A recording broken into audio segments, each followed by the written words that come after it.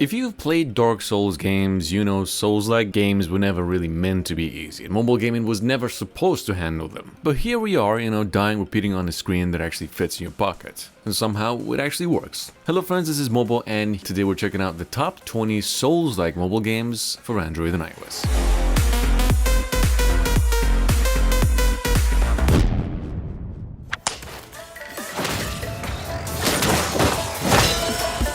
So first things first, if we're actually considering quality over almost anything else, Werwin's Meat is like someone compressed like a full premium open world action RPG in your pocket without even asking permission. It's not paid, no microtransaction nonsense, it's just action RPG goodness and a lot of detail. Like the game is just first of all massive in every sense. The storage, the systems, the ambition, or sometimes it sort of feels like it's trying to be like 10 games at once. Not all of it is perfectly tight yet, but when it locks in, it's the kind of RPG that reminds you why people chase open world action games in the first place. Pretty quick reminder, Werwin's Meat just dropped its biggest expansion yet, the Imperial Palace, which is easily one of the biggest reasons to just jump at.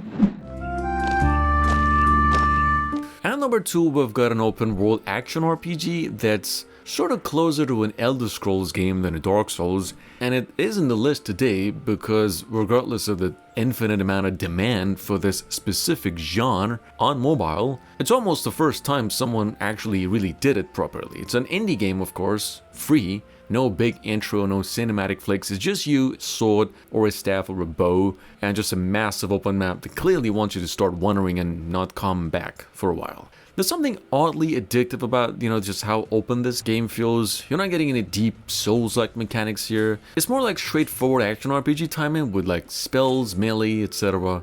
doing most of the work. It's a free game, but 1.5 gigabytes in total. And number 3, this is basically where the list actually begins. We've got Pascal's Wager, which is probably the closest thing mobile gaming's ever been to a straight up Dark Souls that actually commits to the atmosphere. Pretty slow game, it is heavy, deliberate at times, where if you basically panic in a fight, the game's pretty much over. Pascal's Wager is to this day the finest premium RPG action package to actually work. It is in fact smoother than like half the console RPGs, and recently developers redone the voice acting because it really used to sound like it was recorded in a toilet, but they redone the voice acting and a bunch of other things. You might want to know, however, the movement can still feel a bit stiff, and it's not like the most modern combat system in the game, but it does work with the controller, and as a pure mobile Souls-like experience, it still sits like basically near the top of a lot of lists when it comes to mobile games. Punishing Grey Raven, on another hand, is basically what happens when a mobile game stops trying to be good for mobile and literally goes like full console energy instead. If you're like here for just the boss fights and the mechanical skill, this is like one of the closest things to a real action game on mobile. You're actively fighting, reading patterns, timing counters, chaining skills, trying not to get deleted in like 2 hits when things ramp up. Not to mention, it actually holds up as one of the cleanest anime action games that also feels almost too fast, and it works. It is about 22 gigabytes in total, which is a downside, but regardless of that, we highly recommend the game. Moving on to number 5 with the game Blade of God X, or Osiris. One of the finest to this day Souls-like mobile gaming's actually seen that's been redone recently. Technically it's sort of re-released, it's now offering some better almost 4K visuals and a fine-tuned soundtrack, delivering of course more immersion and atmosphere. It's actually filled with a bunch of boss battles and a decent story to follow, mostly combat and a better narrative on the side. The graphics are not optimized, mostly for low-end devices to work. It is a free game.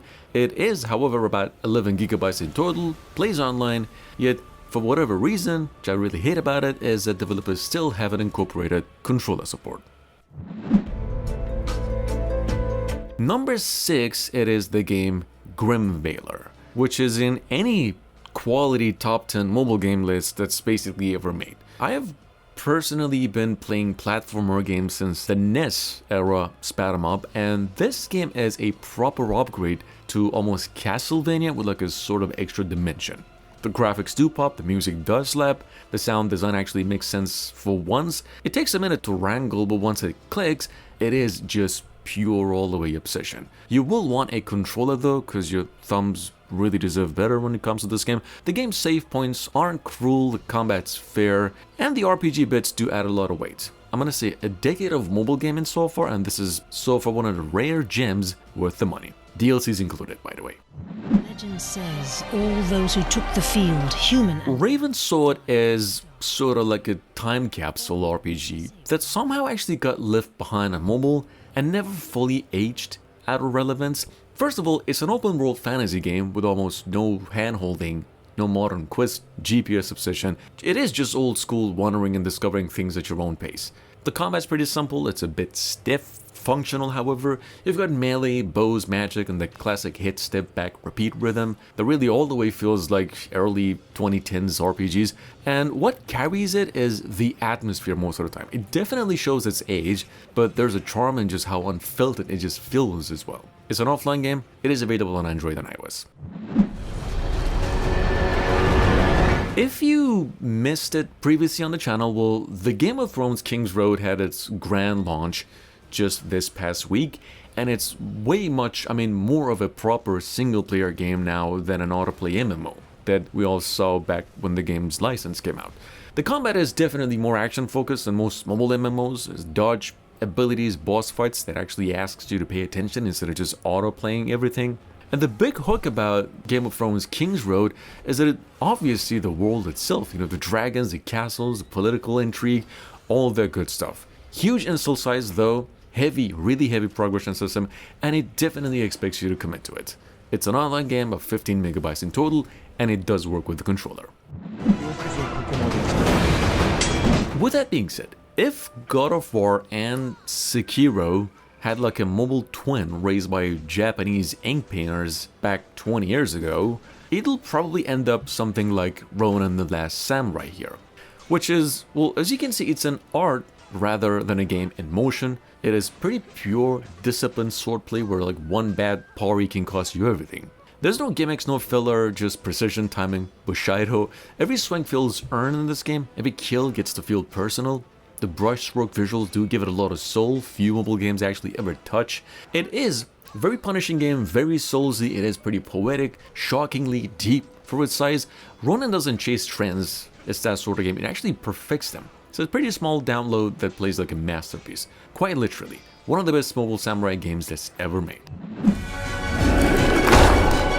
Now, on another hand, you see, Blasphemous is not just like a tough Souls-like kind of platformer when we're talking about Soulslike. It's more like a journey that equally hates you as well personally. It is a punishing game, deliberate, sometimes very unfair actually, but on the side when it does click, it hits that very rare, okay, I get why people obsess over this game zone, where bosses aren't just fights, they're like exams you didn't even study for. Where at times you sort of feel like you've got the rhythm after all the challenge, but then the game reminds you that it's been letting you to believe that. Pretty fine gem, just works fine on Android and iOS, best played with a controller of course, it's $7.99. With that being said, Lost Crown is sort of what happens when a real legitimate console platforming game actually lands around mobile gaming and not even fall apart to its smallest bit. It is precise, very fast game, it's actually built around the same energy all Prince of Persia games thrived on, and a pretty tight combat that constantly rewards your timing. The boss fights are a real highlight as well, the legit pattern-heavy encounters that feel closer to a modern Metroidvania than a typical action game. Very polished game overall compared to most mobile ports, and it is not exactly casual friendly either. For $9.99, well, it's definitely one of the most rare mobile games that respects your time and scale. Maybe not your wallet though. I've said it before, specifically for the past few days on the channel, Ungodly is one of the more interesting action RPGs to show up sort of late that also doesn't try to hide behind autoplay. Like the whole pitch here is the real-time combat, taking down some genuinely nasty-looking bosses in a dark fantasy. And so far, some people really do love the game's atmosphere as it stands out, the combat, the art direction and stuff, while, well, many, including myself, do really sort of, not appreciate its repetitiveness. Still, however, for a game built around boss fights, character builds in a world that looks completely miserable in the best way possible, Ungodly, I would say, is definitely one to keep an eye out for. It's an online game, 4.5 gigabytes in total, it's available on Android and iOS.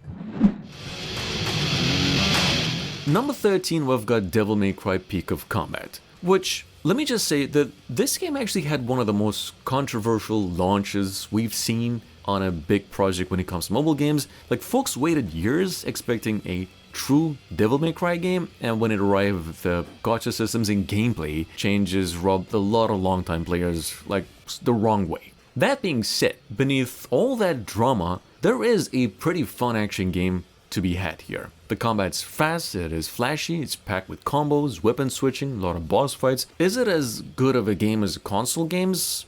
Not even close. But if your goal is fighting bosses and pulling off a lot of combos, it is probably legitimately one of the better options when it comes to mobile gaming. Now, at number 14, I'm gonna have to say this is sort of a rather hit or miss for most of you. Aeon 2 right now is, I would say, probably one of the closest things on mobile when it comes to AAA at the same time old school MMORPGs that people used to lose entire summers for. So got a lot of bosses, huge bosses, the world is massive, and the game leans heavily into dungeon runs, progression, guild wars, and some long-term character building. The visuals, the scale, the combat all hit the right spot, though there is no avoiding the fact that monetization has actually been one of the biggest complaints surrounding the game so far. Still, if your idea of fun is getting stronger for weeks just to challenge bigger bosses, this is it. This game has been out for a while, it's 10 gigabytes plus in size, and Devil was actually really working hard recently to make it available worldwide on PC.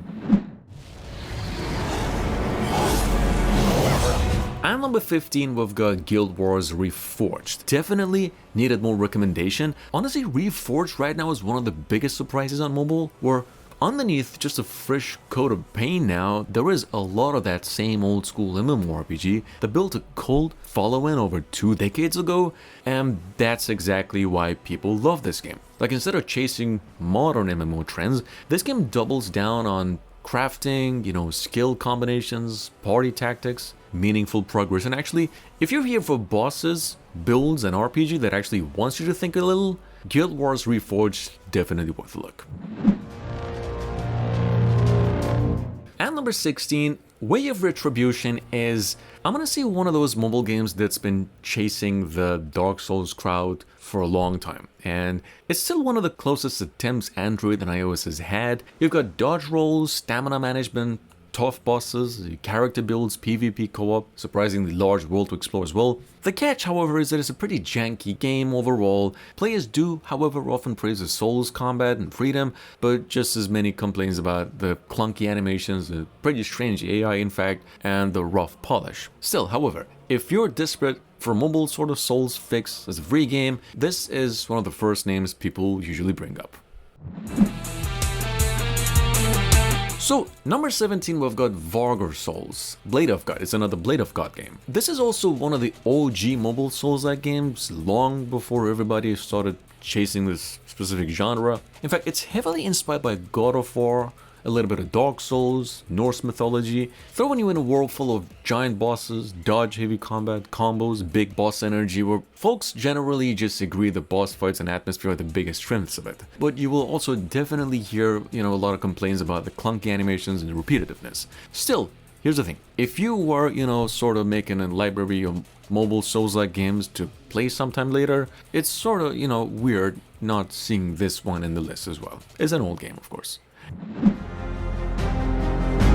So guys, Shadowhunter number 18 is probably one of the safest recommendations on mobile when it comes to Souls-like games. It's an action RPG platformer. It's also built around learning patterns, a lot of them, turning your character into an absolute monster through gears, skills, etc. The combat is sort of the strong point. It feels surprisingly good for mobile, and the boss fight is easily the main attraction. I personally do really like the smooth action and the offline play as well, although the grind and the monetization does get criticized once you reach the later stages. Anyway, regardless of the downsides, it's probably one of the better action RPG deals on mobile, specifically if you want something more like Grim Failure. 9 Nights at number 19 feels like someone accidentally found a sort of lost hidden PlayStation 2 game and dropped it on mobile. It's one of the few games on mobile that genuinely tries to capture that old school Ninja Gaiden, Prince of Persia, and Souls-like energy all at once. It's an action adventure with a lot of traps, platforming, boss pattern, surprisingly tough adventure as well. There is a big downside of this game, which is it's not free, it is about $13, but for that you get offline play, you get a controller support, the combat does feel a little janky at times as well, but that's sort of the charm of it as well, since it's a classic. Anyway, if you're tired of modern RPGs and you've got some money to throw around, well, maybe give this one a try, I don't know. And finally, number 20, last but not least, we've got Takashi, which is a game that's actually been sitting around for quite a while there as the budget Soulslike recommendation. It's got a pretty good semi-open role, samurais, bandits, demons, a lot of bosses. Definitely not polished enough to compete with like real action RPGs, and you're gonna notice some rough animations and repetitiveness, of course, but for a free and an offline game, it really does punch above its weight. There's actually a good chance this was one of the first games people told you to download if you were looking for something a bit soulsy. Anyway, thanks for watching. Let me know which one's your favorite besides Pascal's Wager and Where Winds Meet, of course. I'll see you again tomorrow.